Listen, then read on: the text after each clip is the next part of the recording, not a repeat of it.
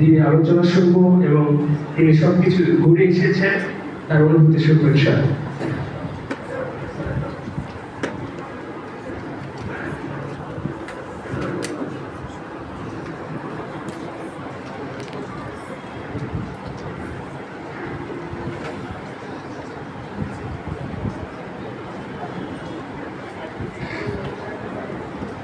সম্মানিত হাজিরিন, আমরা কেউ উঠে বসা করবো না, চেষ্টা করবো একটু নিরাপদে বসে থাকার জন্য। সময়ও বেশি নেই, আমরা সারাটা নামাজ আদায় করবো ইনশাআল্লাহ। তো আমাদের মাঝে উপস্থিত হয়েছেন ডক্টর আফম খালিদ হোসেন হাফিজাহুল্লাহ। তিনি সিরাত আয়োজনে ইতিপূর্বে আমাদের মাঝে আগেও এসেছেন, কিন্তু আজ এসেছেন বাংলাদেশের গুরুত্বপূর্ণ দায়িত্ববান ব্যক্তি হয়ে। এবং আমাদের মাঝে রয়েছেন মুসলিম তাকওয়া সোসাইটির সম্মানিত সভাপতি, বাণিজ্য প্রতিষ্ঠান বশিরউদ্দিন আহমেদ স্যার। আমরা উভয়কে মোবারকবাদ জানাচ্ছি। আমরা কথা না বাড়িয়ে আমাদের মেহমানদের মুখ থেকে আলোচনা শুরু ইনশাআল্লাহ।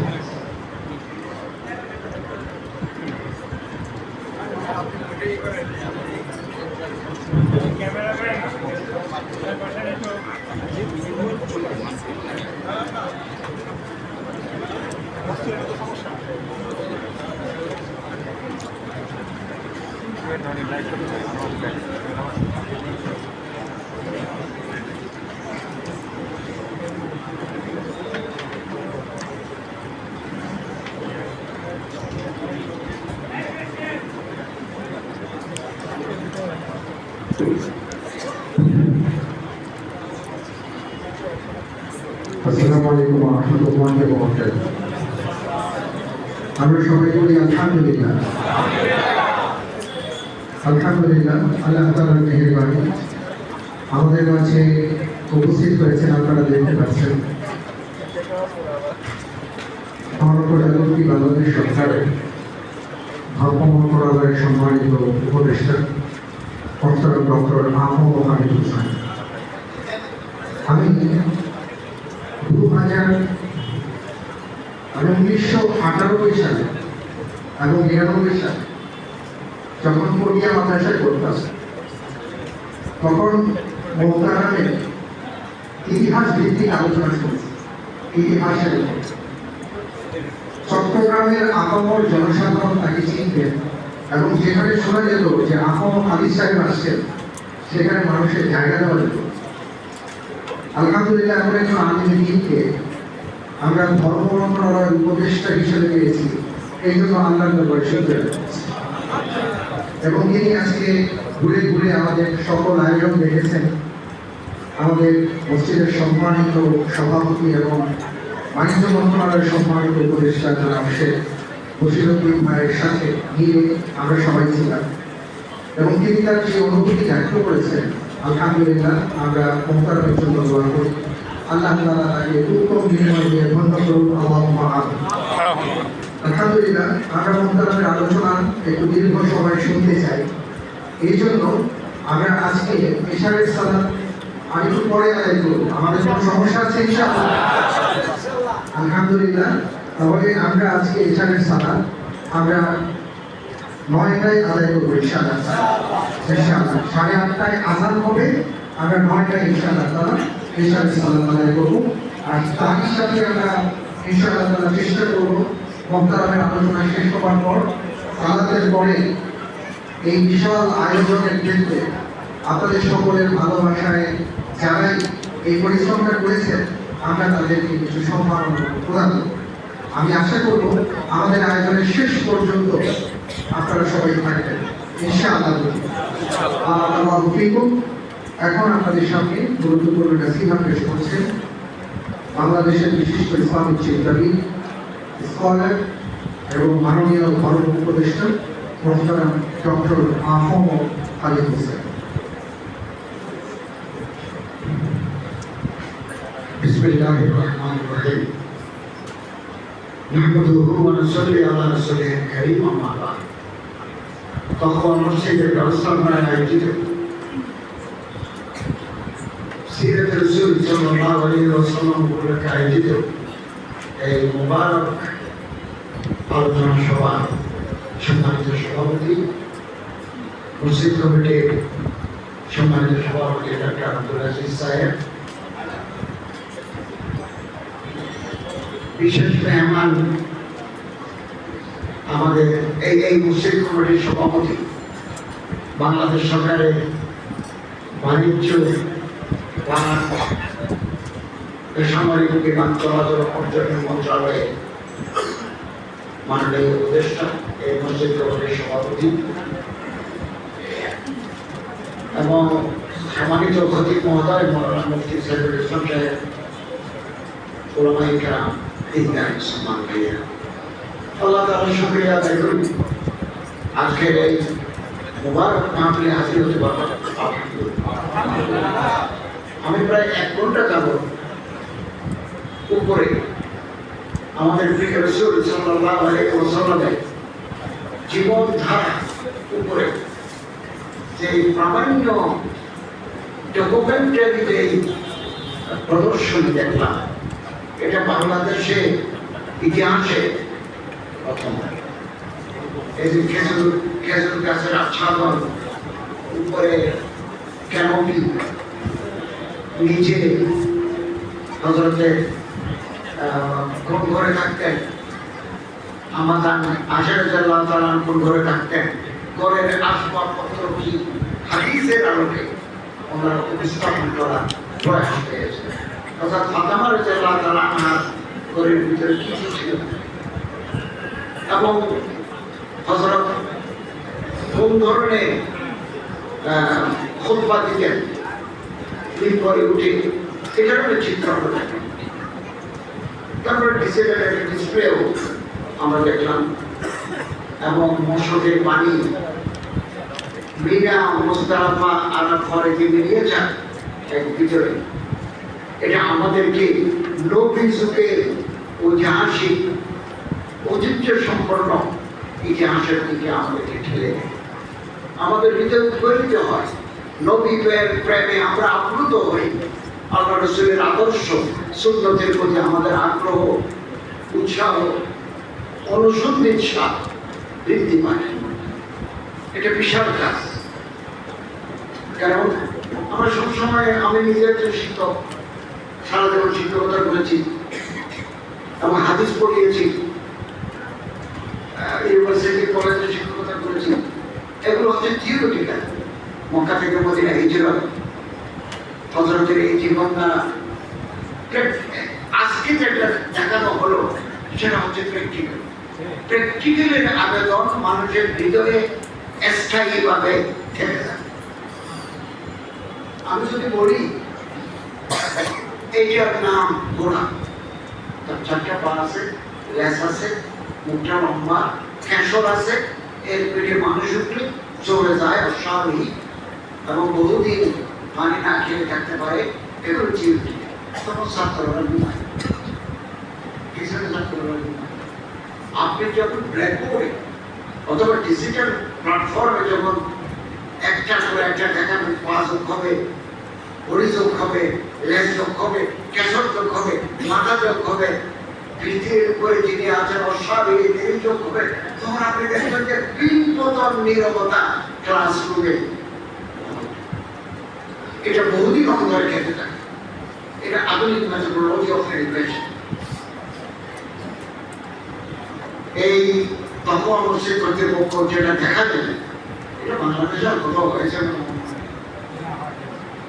আগামী বছর উপদেষ্টা মহোদয় বলেছেন, আগের বছর তিনি আরেকটা বড় আকারে করবেন এবং সরকারের মাধ্যমে।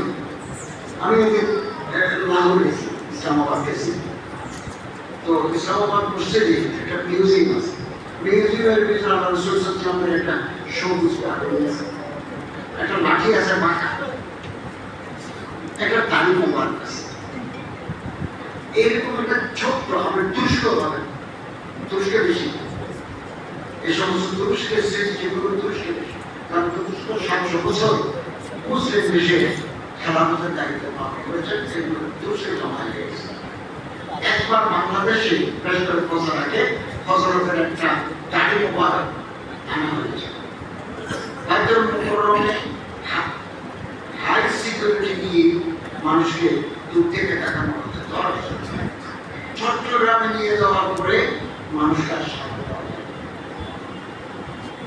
সিকিউরিটি ফেল, এভাবে মানুষ ঝাঁপিয়ে পড়ছে।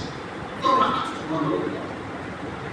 এরকম একটা স্মৃতি চিহ্ন হোক না সেটা লাঠি মোবাইল, হোক না সেটা মাঠে মোবাইল, আপনি তখন অবশ্যই হাই সিকিউরিটি এটা পাগল হয়ে যাবে। নবী ইব্রাহিমের পাগলরা সেখানে ছাপ দেবে, এটা তখন অবশ্যই বিষয় হবে। আল্লাহ তাআলা তারা এই কাজগুলো করেছেন, কণ্ঠ দিয়েছেন, পরিকল্পনা করেছেন। সালামুল্লাহ রহমানি ভাই আমার অনেক পুরনো বন্ধু, মুফতি সাহেব সাহেব আমাদের পুরনো বন্ধু। আমি আরো কয়েকজন তো আমার সম্মানিত সভাপতি শ্রদ্ধাভাজন সভাপতি, আমরা একসাথে আপনার ক্যাবিনেটেও পাশাপাশি বসি, এখানে যখন পাশাপাশি বসি, যখন মন্ত্রী পরিষদে বসি তখন উনি আমাকে আমরা পাশাপাশি বসি। আল্লাহ তাআলা আপনাকে হায়াতে দিন। অত্যন্ত সহজ সরল মানুষ। আমি হজের টাকা কমানোর জন্য আমার কাছে বহুবার গেছি। আমি গেছি উনি আমার দৌড়ে আমার জ্ঞান চলে আসে, আমি টাকা আমি এই যে সারল্য, এই যে তাওয়াজু, মান তাওয়াজা ইলা রাফাহুল্লাহ, যার হৃদয় প্রকাশ করা আপনাদের উপরে দিবেন। এবং ওনার পরামর্শক্রমে আমি হজ প্যাকেজ ঘোষণা করেছি। 2023 সালে বিমানের টিকিট ছিল 1,40,000। 2023 24-এ এটা হয়ে গেল 1,97,000। হ্যাঁ, 1,40,000 পরবর্তী সময়ে 1,97,000। 24 সালে এসে আমরা করেছি। এবার ওনার পদাঙ্কের আমরা আবার কমিয়েছি 1,14,000। এবং তার প্রতিশ্রুতি দিচ্ছেন উনি আগামী 2 মাস পরে এটা ফলো করে ওনার মন্ত্রণালয়ে দেখে উনি আরো 100 লোক আচ্ছা উনি আরো কমে দেবেন। কমান আমি আমার মন্ত্রণালয়ের পক্ষ থেকে সব টাকা হাসতে ফেরত দেব। আচ্ছা আমরা দোয়া করে ধীরে ধীরে সেটা পাই। গত বছর আমি 8,48,00,000 টাকা হাজিরের অ্যাকাউন্টে ফেরত দিয়েছি। এটা হাজির একটা জানেন না, আমি না দিলেও কিছু হচ্ছে না। এটা আমি যদি গভর্নমেন্ট ওনাদের জানানো করে আসছেন, কিন্তু আমি হিসাব করে ফেরত দিচ্ছি, যেহেতু আমার মন্ত্রণালয় বস নিয়ে ব্যবসা করে। সবাই ধন্যবাদ আপনাদের সবাইকে। আমাদের প্রিয় রাসূল সাল্লাল্লাহু আলাইহি ওয়াসাল্লাম সম্পর্কে বলা হচ্ছে, লাকাদ কানা লাকুম ফি রাসূলিল্লাহি উসওয়াতুন হাসানাহ। রাসূল সাল্লাল্লাহু আলাইহি ওয়াসাল্লামের জীবনে রয়েছে আমাদের জন্য উত্তম নমুনা, উত্তম আদর্শ। নমুনা দেখে আমাদের জিনিস তৈরি করতে হবে, এটা নমুনা। আমি শ্বাস তৈরি করবো যাতে এই নমুনা মতো আমি মিনারেল ওয়াটার সাপ্লাই করি। নমুনার বাইরে গেলে ব্যাঘাত হয়ে যায়। পানি 2 নম্বরে পানি ঢুকে যাওয়া, নমুনা ঠিক রাখতে হবে। আমরা মুসলমানরা দুঃখের সাথে বলি নমুনাটা ঠিক রাখতে পারি। উসওয়াতুন হাসানাকে আমাদের জীবনে সাথে করতে পারি। আমি একটু উদাহরণ দিয়ে বলি, বাংলাদেশের মতো এত ওয়াজ, এত মসজিদ, খুতবার আগে আমি নিজেও একজন খুঁজি। আমি সরকারের দায়িত্ব পালন করার আগে প্রায় 16 বছর একটা মসজিদে এবং মসজিদ বিশ্ববিদ্যালয়ে শিক্ষকতা করেছি, মাদ্রাসা টিভিশন পড়াতাম, ওয়াজ নসিহত করতাম, এটা আমার পেশা। তো এই 7 বছর 3.5 লক্ষ মসজিদ আছে বাংলাদেশে। প্রায় মসজিদে খুতবার আগে আমার ওয়াজ হয়। এখন মিলাদ মাহফিল, সিরাত মাহফিল, সারা বছর খানাটা শরীরে আমরা ওয়াজ বিশেষ করি 14 বছর ধরে করি আমাদের জীবনের তো ইতিবাচক পরিবর্তন না।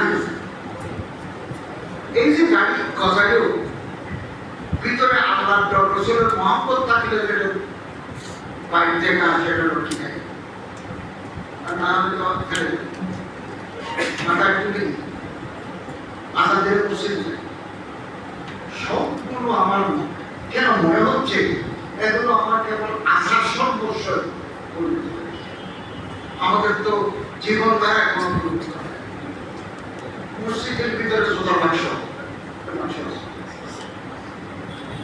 পৃথিবীর বহু দেশে জোতার বাক্স আপনি আসেন সিঙ্গাপুর মালয়েশিয়া ব্রুনাই এমনকি পশ্চিমবঙ্গের নিউ মার্কেটের পূর্ব বাজারে রফিউদের দিকে ওই রোড ওই রোডে যে মসজিদ আছে মসজিদের ভিতরে তো বাক্স নেই ল্যান্ডলাইনের বাক্স নেই।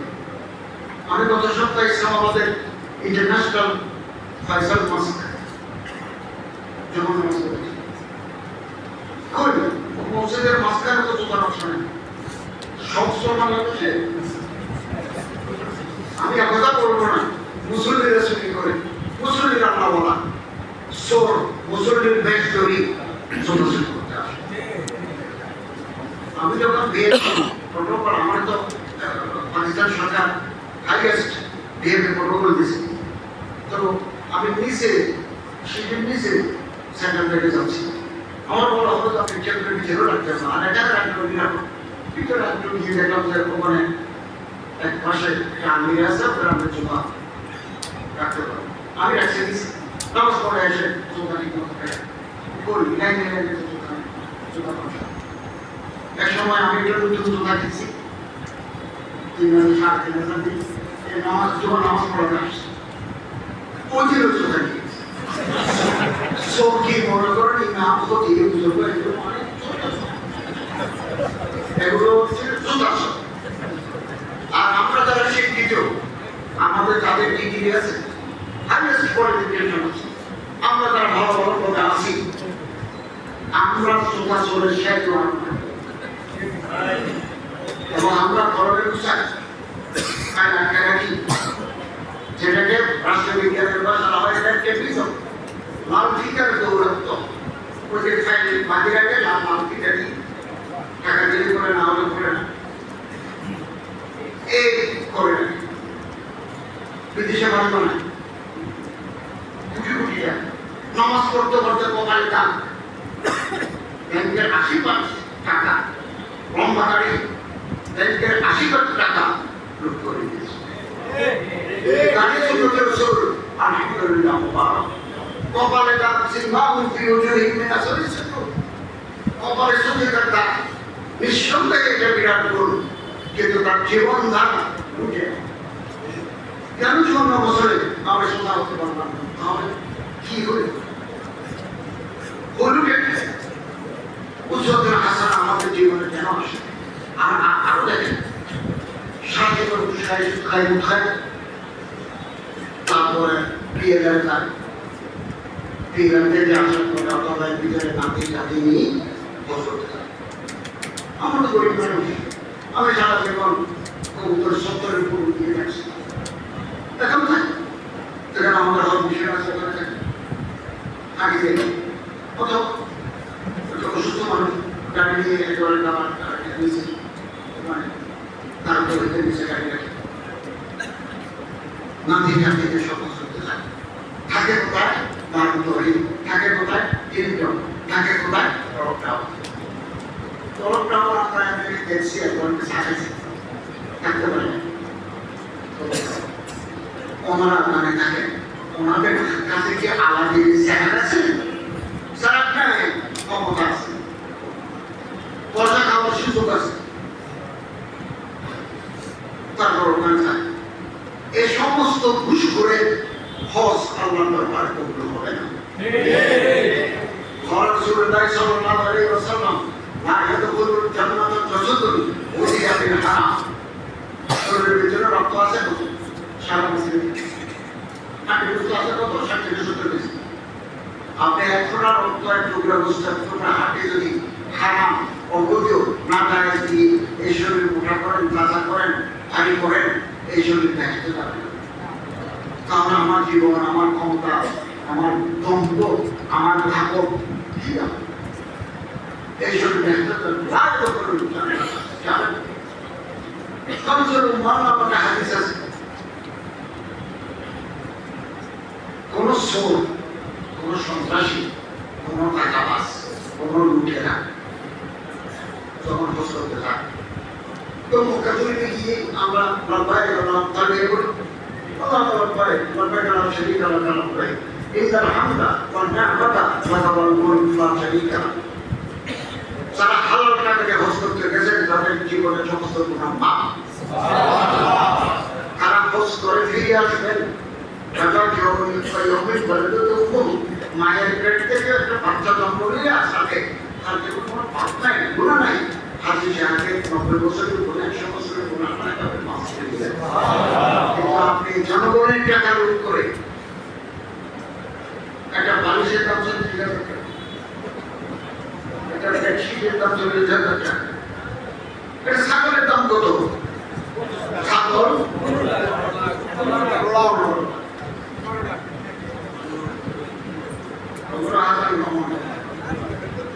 তো উনি যখন হজ করতে যান তখন বলেন আল্লাহ হাজের দিকে আসছে, আসমান যত করেছে তারা যখন গাছের একসাথে ডাক মারে, তোমার হাজিরা কবুল নাই, তোমার জন্য কোনো সুসংবাদ নাই, আল্লাহ তোমার হজ তোমার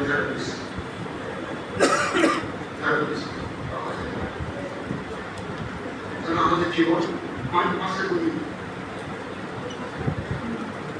আমার সচিব মহোদয় আমাকে বললেন গত সপ্তাহে যে আমাদের একজন অফিসের সচিব ক্যান্সার লাস্ট স্টেজ,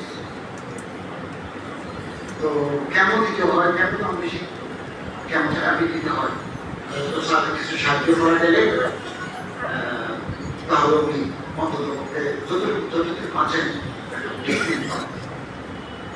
আমরা সাধারণত এই সমস্ত দুঃস্থদেরকে অল্প অল্প করে নিই, অল্প অ্যামাউন্ট করি, অনেক আগে একটা বড় অ্যামাউন্ট দেওয়া, যেহেতু কেমোথেরাপির দাম বেশি, অল্প টাকা বেশি, 2 লাখ টাকা দিচ্ছে। এবং আমার সচিব মহোদয়কে নিয়ে আসছে, খুব কাঁদলেন, ভাই আমার তো জীবনের শেষ। আমি বৃহস্পতিবার শুনলাম এইটা জিনিস যেমন মধ্যে বাতিল দিয়েছে, এটা মানুষের জীবন। আমরা যারা ঘুষ খাইছি, টাকা সবাই পেটে করছি, বেতন কত আমরা চাকরি করছি না, সারা জীবন আমরা গ্র্যাচুইটি পাইছি, প্রভিডেন্ট ফান্ড পাইছি, ঢাকা শহরে যাদের মাল্টি স্টোরি বিল্ডিং, কানাডায় যাদের মাল্টি স্টোরি বিল্ডিং, যারা আল্লাহর ধরা থেকে বাঁচতে চান তাদের একটা সুযোগ আছে, সাধারণ প্রমাণ, সেটা হচ্ছে বিল্ডিং বিক্রি করতে হবে। ঢাকা শহরে 10 তলা বিল্ডিং বিক্রি করতে হবে, আপনি ভাড়া এবং এই টাকা আপনি জানেন কোথা থেকে বসেছেন, ওই জায়গায় ট্রাডিশনালের দিকে নিচে দিকে সমাজে জমা দিয়ে আপনার মন্ত্রণালয়ের জিনিসটাকে মন্ত্রণালয়ের নিচে নিয়ে সমাজে জমা দিয়ে আপনার ছেলে মেয়েদের না, আপনি তো একজন সরকারি অফিসার যখন অবসর যান উনি 1 বছরের নিয়ে নিতে পারেন। এছাড়া উনি খুব সম্ভবত 18 মাসের বেতন 1 কোটি টাকা 2 কোটি টাকার মতো এর জনসংখ্যা পাওয়া যায়। আমার তো আমি যোগদান করার পর 3-4 জন এডিশনাল এবং সচিব দিয়ে দিয়েছেন, মোটামুটি পায়। এটা দিয়ে ছোট একটা ঘর করে থাকবেন, ওই 16 টাকা দিয়ে বিল্ডিং করে বিক্রি করি, তাহলে আল্লাহ আপনারা মাফ করতে পারেন। আমি যারা তওবা করে তাদের কোনো গুনাহ থাকে তারা নিষ্পাপ হয়ে যায়। আসলে আমরা নিষ্পাপ হয়ে যাই, নিষ্পাপ হয়ে যায়। আমাদের মাননীয় উপদেষ্টা 3 মন্ত্রণালয়ের দায়িত্বশীল রাত দিন 24 ঘন্টা, এই সকাল থেকে রাত 10টা পর্যন্ত কাজ করেন, আমিও কাজ করি। পরে মন্ত্রণালয়ের দায়িত্ব নেওয়ার পরে আমাদের আইন কমিয়েছে, উনি তো বিশ্বাসই প্রগতি, উনি তো গভর্নমেন্ট থেকে গাড়ি নেন, গভর্নমেন্ট থেকে বাড়ি নেন না, টাকা শহরে আমার থাকার জায়গা নাই করে আমি মন্ত্রীর ঘরে একটা মানিয়েছি। এটা ফেব্রুয়ারিতে 2 বছর পরে, ফেব্রুয়ারির প্রথম সপ্তাহে চাকরি। আমাদের তো অন্যভাবে ইনকাম ছিল, এখানে আসার পর আমার ইনকাম বন্ধ হয়েছে। তারপরেও আমরা আমার কাছে দোয়া করি 1 টাকা হারাম আমরা খাবো। এবং আমার মন্ত্রণালয়ের কেউ যদি দুর্নীতির সাথে যুক্ত হয়, আমরা ডাকি আনি, ঘুষ চাইছি যে এই বিষয়ে আপনার কাছ থেকে যে ঘুষ চাইছি বলেন, আপনি আমার সামনে বলেন কে চাইছি। আমরা জবাবদিহি আওতায় আনতে চাই। শুধু আমার দৌড়াবে এটা বড় নয়, আমি আল্লাহর দৌড় থেকে যেন বাঁচতে পারি, এটাই সিক্রেটের সুর। It is the message of our beloved Prophet Muhammad. কিছু তাই লম্বা আপনি মনে করা বলা জন্য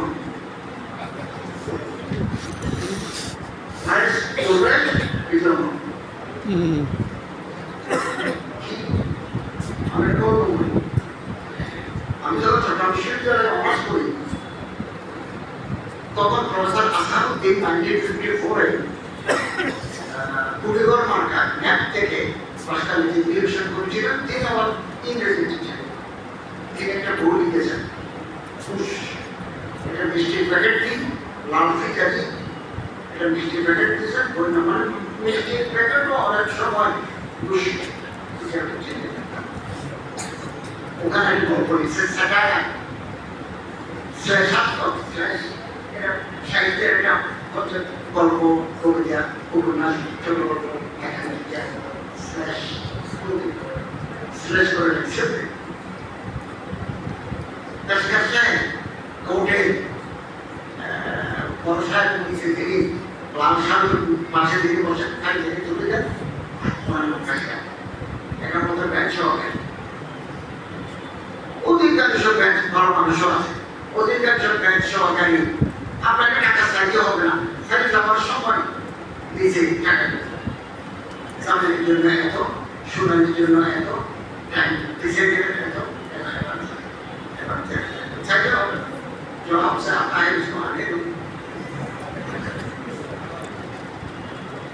এরকম উনি আমার নামাজ পড়ে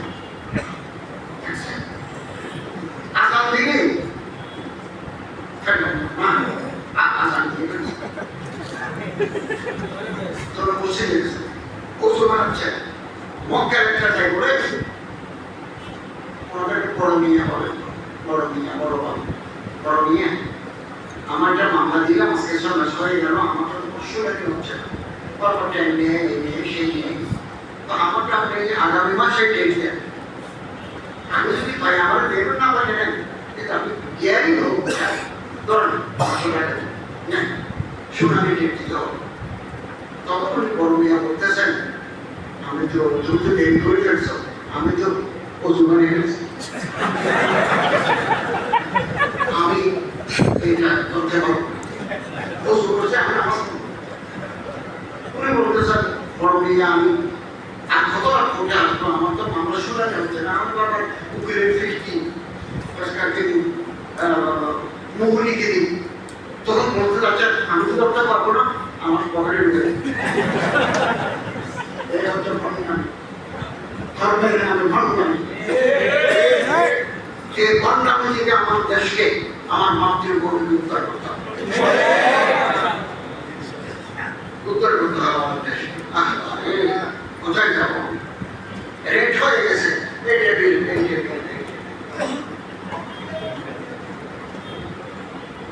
পার্সেন্টেজ সব টাকা বড় কঠিন, অসব টাকা সহজ। এত ধর্মের বাণী, এত ওয়াজ নসিহত, এত জিকির আজকাল আমাদের জীবনধারায় কোনো রকম পরিবর্তন আসছে। আমরা কি করি? ধর্ম চর্চা করো,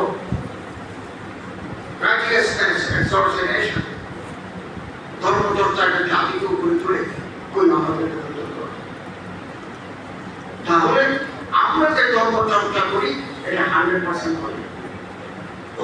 ফিসিলমে কাফা, ইসলামে প্রবেশ করো, সম্পূর্ণভাবে প্রবেশ করো। একবার নিচে দিয়ে একবার বাইরে রাখলাম নয়। আমরা ইসলামে পরিপূর্ণভাবে প্রবেশ করি না। সিরাতুর রাসূল সাল্লাল্লাহু আলাইহি ওয়াসাল্লামকে আদর্শকে আমরা মেনে চলে নেই। আমি উদাহরণ দিয়ে বলি, Laos, Cambodia, Vietnam, Thailand, Indonesia, Malaysia, তারপর মঙ্গোলিয়া, চায়না, এগুলো মাথা উঁচু ইস্টার্ন ব্যান্ড ও করে গেছে। 3-4 মাস আগেও আমি থাইল্যান্ড গেছি আমার ট্রিটমেন্টের জন্য। নভেম্বর আমি হস্তচুক্তি করতে যাবো, হস্তচুক্তি করে এসে আমি খুব ক্রিটিক্যাল কন্ডিশনে আছি। আপনাদের কাছে তো আছে, খুব ক্রিটিক্যাল কন্ডিশন। রক্ত বেশি পাতলা হয়ে গেলে রক্সিল যাবে, হার্টে রক্ত জমাট পানি গেলে ওই নারীর ভিতরে না ঢুকি এই অবস্থায় বাঁচিয়ে আছি। মূল চিকিৎসাটা করতে পারিনি, আমরা করতে যাব। সব আল্লাহ তাআলার ইচ্ছা। যতদিন আমার মৃত্যু আমার কপালে যেদিন লেখা থাকবে সেদিন আমার মৃত্যু আসবে। এর আগে তবে সতর্কতা চিকিৎসা গ্রহণ। এই দিন জানিয়ে গেলাম রাত 8টার পরে পুরো ব্যাংককে কোনো শপিং মল, কোনো দোকান নেই, পুরো রাস্তা গাড়ি ঘোড়া কমিয়েছে। আমি হসপিটালের পাশে একটা হোটেল থাকতাম, মনে হচ্ছে সব কেবলমাত্র 24 আওয়ার যে সমস্ত মেডিসিনের দোকান, কিছু খাবারের দোকান খোলা থাকে, এগুলো ছাড়া টোটাল মার্কেট শপিং মল।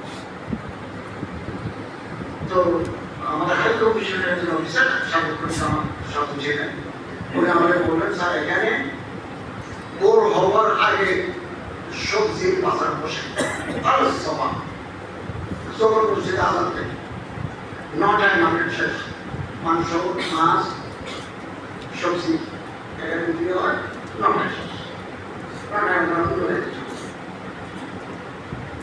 মানুষের মাঝে ঝগড়া নাই।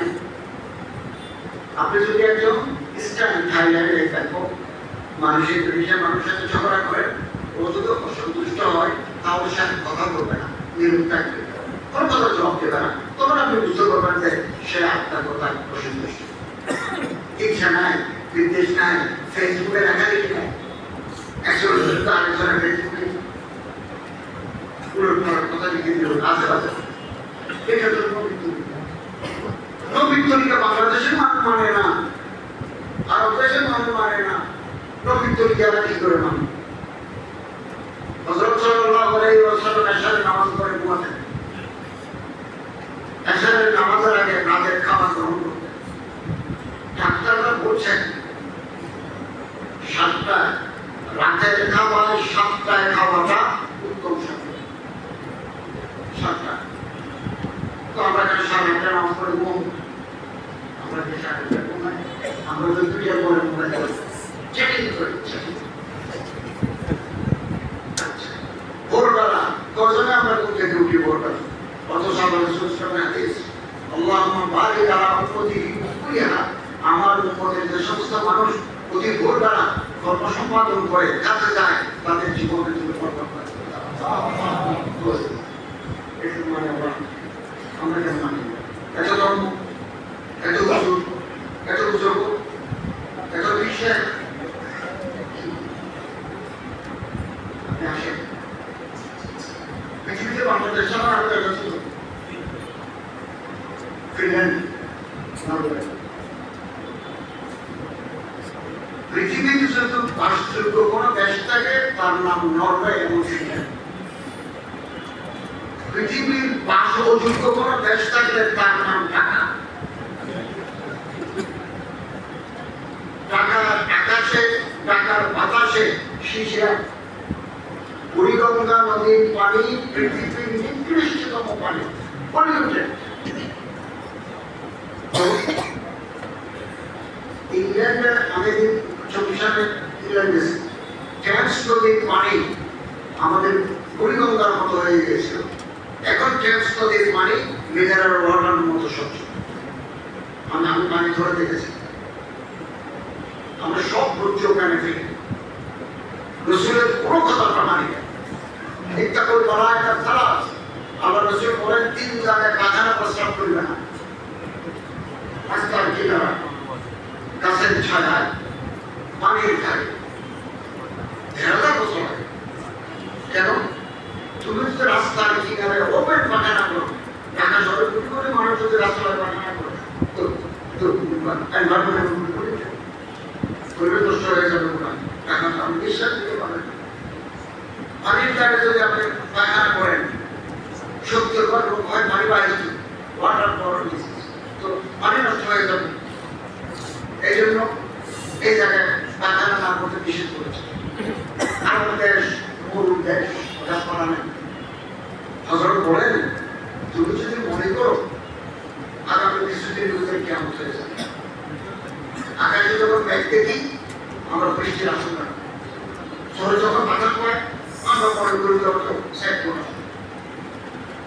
তুমি যদি মনে করো আলামাতের কিয়ামতের সুগরা, আলামাতের কিয়ামতের কুবরা, বড় আলামত ছোট আলামত সব দেখা দিয়েছে কত কিছুদিনের মধ্যে কিয়ামত আগামী কাল।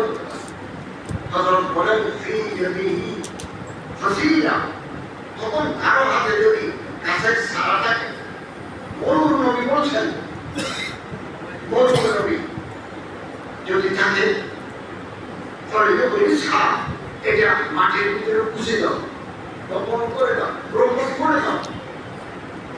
হোক না 5 দিন পরে যেমন পৃথিবী ধ্বংস হয়ে যায়, এই 5 দিন অন্ততপক্ষে এই গাছ অক্সিজেন চাই। গাছে অক্সিজেন দেয়, এগুলো আমরা নিই। আমরা কার্বন ডাইঅক্সাইড এগুলো গাছে নিই। কত সাইন্টিফিক কথা। এখন পাহাড়ের ভিতরে আগেকার কিছু গাছ লাগাইছিল, আমাদের সরকার এগুলো মাথা সব কাটি সামনে করেছে।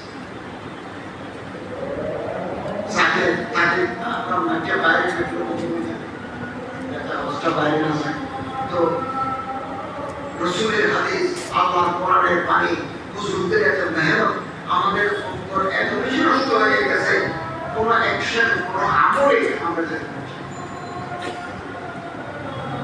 লাঠি দিয়ে শুধু আপনারা যাবে, লাঠি অন্তরকে বদলাতে হবে। একথা মনে রাখবেন, জীবনের শেষ দিন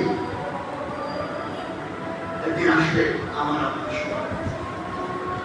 আমরা অত্যন্ত নাজুক পরিস্থিতিতে দেশের দায়িত্ব নিয়েছি। এটা আমরা আলহামদুলিল্লাহ আমরা আমাদের দায়িত্ব পালন করে এটা নির্বাচনের মাধ্যমে নির্বাচিত গভর্নমেন্টকে ক্ষমতা দিয়ে আমরা আমরা পুনরাটিকে রাখতে তখন জাতি মূল্যায়ন করবে আমরা কি করেছি, কি করতে পারি। একটা NGO, non government organisation, Norway, Finland, Colombia, Colombia ভিতরে দেশ,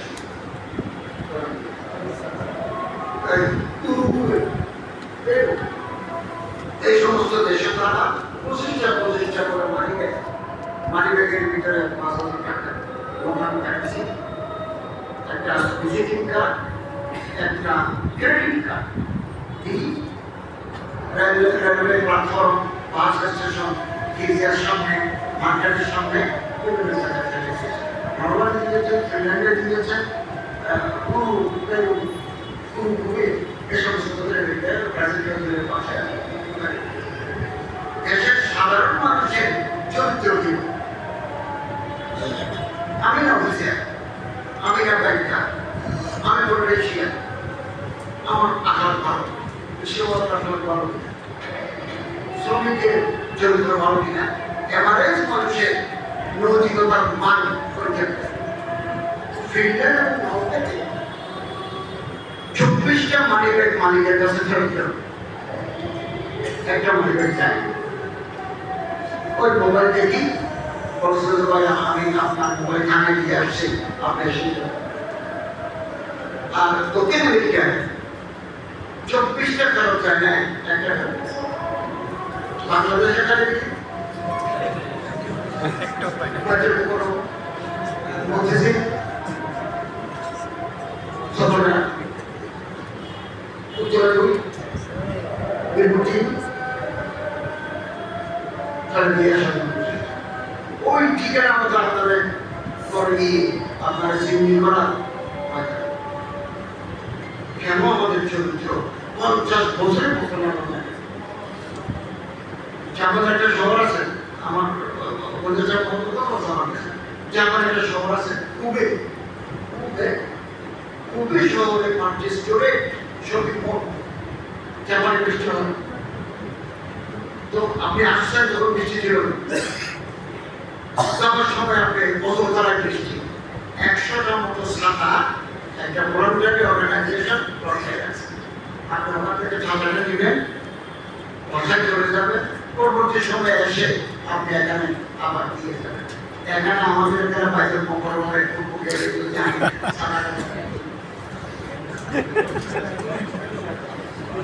আমি একদিন ইসলামিক ফাউন্ডেশনের মাধ্যমে বাথরুমগুলো পরিষ্কার করেছি নতুন করে বসানো দিয়েছি হ্যান্ড লিকুইড দিয়েছি তারপরে স্যান্ডেল দিয়েছি স্যান্ডেলটার পর সুইং করে নিবে করে এখানে কাটি এখানে বোনা করে সব ঠিক আছে আমাকে একটা বড় সাদা কাটি দিয়ে গেছে আমি কিভাবে স্যান্ডেল করবো মানে বড় যে বাইরে কখনো হবে তো বাথরুমের ভিতরে ওখানে নাই তোলা যায় না হাত উপকে ধরে হয় এখন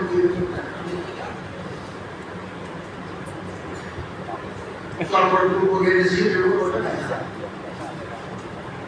এদিন ওই মাদক নিয়ন্ত্রণ অধিদপ্তরকে ফোন করে রাতবারটায় মেসেজ করেছে মেসেজ করে চারজনকে ধরে নিয়ে আসে একবার আমি রাতে গেলাম মেসেজ কি মুশকিলে যাই ঘুমাই কোন প্রকার কিছু করা যায়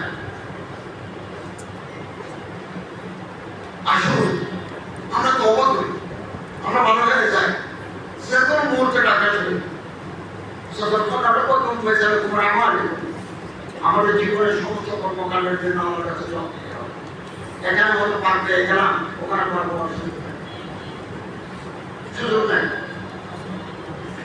আচ্ছা আপনি দেখে না আমাদের প্রত্যেকের দর্শা আছে তার মনে বোঝে এই যে চ্যারিটি মানুষকে দান করা এটা আমাদের মতো খুব বেশি চাপ এটা আমার সবাই অনেক দেখা আপনি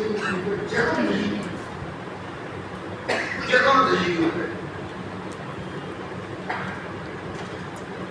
রেস্টুরেন্টে গিয়ে একজন বলবে আমাদের আপনি 3 কাপ কফি দেন 3টে স্যান্ডউইচ দেন 3টে পানির বোতল দেন দিল 3 প্যাকেট করে বলবেন 2টি টেবিল করে আপনি প্যাকেট করে দেন একটা আপনি চ্যারিটির জন্য রাখেন একেবারে থ্রটি ইউরো রসুলের তালিমটা দেন ওখানে চলে গেল এখানে কেন খালি হয়ে যায় উনি 3টে কফির দাম দিচ্ছেন 3টে স্যান্ডউইচের দাম দিচ্ছেন 3টে বোতলের দাম দিচ্ছেন দিচ্ছেন দুটো আরেকটা ছেড়ে দিয়ে গেলেন কটা হানি পরে বুড়ো মানুষ পাটির উপর বসে এসে বললো ছেড়ে দিয়ে আছে ওটা আছে বসে আপনার স্যান্ডউইচ পাবেন কফি পাবেন বুড়ো মানুষ আমার সুবিধা এটা নাম্বার অবাক হবেন অবাক ডক্টর আনসারি বিদেশি বিশ্ববিদ্যালয়ের প্রফেসর তিনি এটা গবেষণা করেছেন দুনিয়াতে যত দেশ আছে হিন্দু বৌদ্ধ খ্রিস্টান মুসলমান বহু দেশ আছে অনেক ধর্ম মানে তাদের জীবনে ধর্ম নেই খায় গায়ে ঘুমায় মারা যায় ধর্ম আর কেউ ধর্ম মানে আবার কেউ কতদিন নিজ যায় না সব আমরা যখন মাস করতে আবার ফিরে আসি উনি জানতে চেয়েছেন পৃথিবীর কোন কোন দেশে নবীর তালিম সিরাতে রাসূল আদর্শ কোন কোন দেশের মানুষ ফলো করে অনেক দেবে তার ঘোষণা রিসার্চ। আপনি অবাক হবেন 57 নম্বরে মানুষ সৌদি আরব তো আরো দিয়েছি 100 দিয়েছে। তো রসুল কি বলে গেছেন, রসুলের উম্মতরা কি করে এখন, কি করে? 3 জিনিসের জন্য মানুষ পাগল, মানুষ পাগল হয়ে যাবে, মানুষ থাকবে না। 3 জিনিস পাওয়া। 2 জায়গা জমি টাকার প্রতি ভালোবাসা। 3 সেক্সের প্রতি ভালোবাসা। সুন্দর বালক দেখলে আমাদের চলে যায়, সুন্দর মেয়ে দেখলে আর বিলকুল থাকে না। এই 3 জায়গায় মানুষ হাসা খায়। আল্লাহ রাসূল সাল্লাল্লাহু আলাইহি ওয়াসাল্লাম এই 3 জায়গায় সত্যভাবে যে থাকতে পারে সে মানুষ জান্নাত। আমরা তওবা করে বলি, তওবা মানে কি? তওবা কত শব্দ আমার কাছে তওবা করি, মান চাই, চোখের মান দিতে হবে। 2 গুনাহ ছেড়ে দিতে হবে। 3 এই গুনাহ আগামী দিনে করবো না, মশলা পাতা করতে হবে। 4 গুনার ক্ষতিপূরণ দিতে হবে। ক্ষতিপূরণ কি? সুখায় বুঝায় মুখায় যে সম্পত্তি জোগাড় করছি এগুলো বিক্রি করে মানা থাকে। আমাকে আপনাকে অবস্থানে নিয়ে আসে। এই যে আমার কাছ থেকে মারা গেল, আমি ছিলাম ঢাকা, উনি আমার ওসিয়ত করে ডাক্তার ওসিয়ত করে গেছে, আমি আমার জানাজা পড়ে। আমার খুব খারাপ লাগলো।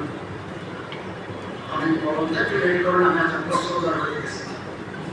ওনারে দাফন করবে পাহাড়ে, নিচে গেলাম, জানাজা নামাজের ইমাম থেকে বললাম যেহেতু উনি আমার আপনজন, ওনাকে একটু কবরের পারে থাকবো, বুঝতে পারলাম একটু বৃষ্টি হলে উঠে রাখবো, নিচ থেকে থাকবো। আজকে টেলিফোন করে বললাম যে আপনি ডিস্ট্রিক্ট দেন, নিচ থেকেও কবর করে চালাতে সিঁড়ি করে দেবো, সিঁড়ি করে দেবো, আপনি স্টেশন দেন। এই তো মানুষের চোখ বন্ধ হয়ে গেলে আমার আসক্তি কোথায়, আমার ক্ষমতা কোথায়, আমার দৌলত কোথায়, আমার খবর কি করে থাকবো, একটা খবর কি করে থাকবো? একটু চোখ বন্ধ করে এত একটা বই আছে, যারা উর্দু জানেন উর্দু কিনেন, যারা বাংলা জানেন বাংলা কিনেন। মরনে কে বাদ क्या होगा, মৃত্যুর পরে কি হবে? যাদের গাড়ি সাদা আমাদের দিকে যাদের গাড়ি সাদা রয়েছে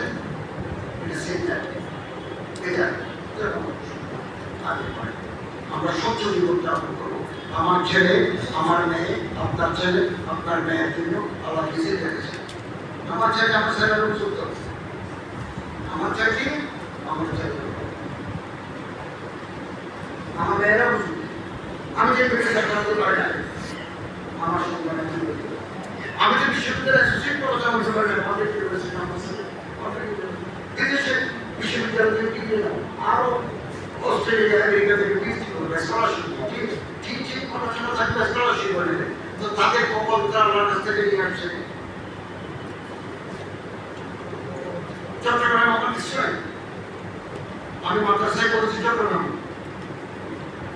বিশ্ববিদ্যালয় অনার্স পিএইচডি করে চট্টগ্রাম, কলেজে ছাত্র শিক্ষা প্রদান করেছি চট্টগ্রাম, বিশ্ববিদ্যালয়ে শিক্ষা প্রদান করেছি চট্টগ্রামে। আমার কোনো ফ্ল্যাট নাই, আমার কোনো জমি নাই, আমি ভাড়া করে থাকি। যেদিন ভাড়া করে থাকতে পারবো না সেদিন ফ্ল্যাট চলে যাবে, কিন্তু আমি আল্লাহর কাছে সাথে এই মুহূর্তে একটা বাড়ি করা, একটা ফ্ল্যাট নেওয়া, আমি উপদেষ্টা হিসেবে আমার জন্য কোনো কষ্টের ব্যাপার নয়। আমি হালাল পথে যেতে হলে হালাল পথে যাবো, হালাল পথে যাবো। আমরা রসুলের এই শিক্ষা আসলে আমরা গ্রহণ করি, আমরা গ্রহণ করি, আমরা মানি 100% মানি।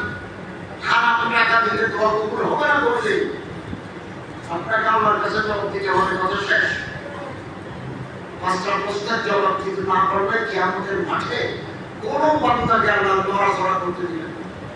You must be accountable before him for your past deeds and works. আল্লাহ জিজ্ঞাসা করবেন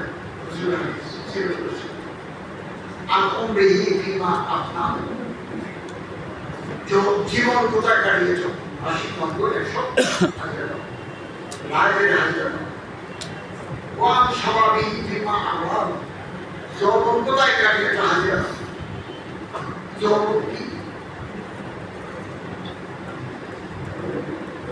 নাবির নিচে গ্যাস ঢোকানোর পর থেকে শরীর বুঝে সমস্যায় থেকে সব এটা এটা কোথায় কাটিয়ে ওয়ান মারি মিন আইনা ইকতাসাবাহু সম্পত্তি পাইছে কোথায়? তোমার বাবা সাধারণ কৃষক। আমার বাবা না বেঁচে, আমার বাবা বেঁচে, আমার দাদা কৃষক, আমরা কৃষকের সন্তান। আমাদের বাবা দাদা কৃষক, কত ব্যবসায়ী, এরপর কৃষক, কত ব্যবসায়ী কৃষক। সম্পত্তি পাইছে কোথায়? ওয়াফিমা আনফাকাহু খরচ করেছে কোথায়? কোন কাছাকাছি করে নিয়ে করেছে? মাদা আলিনা ফিমা আলিনা যে ওয়াজ শুনেছ, যে বিদ্যার শিক্ষা অর্জন করেছ, তার উপর আমল করে যদি না হাজিরা দাও, হাজিরা দিতে না পারলে তার পুরো কথা বলি না তুমি আমল কেয়ামা আপনার সালাম খামসে আপনাদের কাজ করে। অতএব আসুন এই মসজিদের উপর করায় রসুলের সিনেতে বিক্রি হচ্ছে, খুব ভালো বিক্রি হচ্ছে। মেয়েরাও আপনারাও ঠিক আছে রসুলের জীবন অথেন্টিক রিলায়েবল জীবন বিক্রি করতেছে করুন। আমরা একটু দেখি পবিত্র জীবন আমার কাছে দোয়া করবেন। দোয়া হাসবুনাল্লাহু ওয়া নি'মাল ওয়াকিল দরজা চলে যাবে। হাসবি আল্লাহ লা ইলাহা ইল্লা হুয়া আলাইহি তাওয়াক্কালতু ওয়া রাব্বুল আরশিল আযীম দরজা চলে যাবে। আমার একটা কথা বিশেষ করে আমাদের বিরুদ্ধে শত্রু আছে, আমার গভর্নমেন্টের বিরুদ্ধে শত্রু আছে। আমি বারবার দোয়ার বরকতে আল্লাহ আমাকে এই বিপদে যাব। যদি মনে করেন আমি আপনার ক্ষতি করতে পারি, আপনি দোয়া করার সময় আমার একটা বিরুদ্ধে করবেন। এই মানুষটা